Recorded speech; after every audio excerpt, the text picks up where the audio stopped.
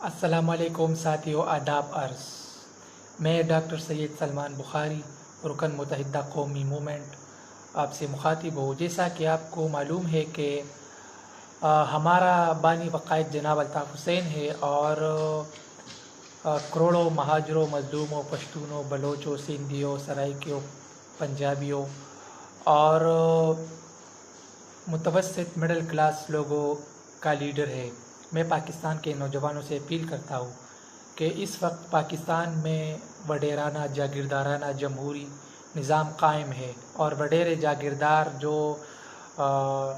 اپنی گٹھ جوڑ سے حکومتیں بناتی ہے اور حکومتیں گرانے میں اپنا کردار ادا کرتی ہے، اور مڈل کلاس عام پڑھے لکھے نوجوان وہ بے یار و مددگار مایوس ہے، ان کے حقوق پر قبضہ ہے۔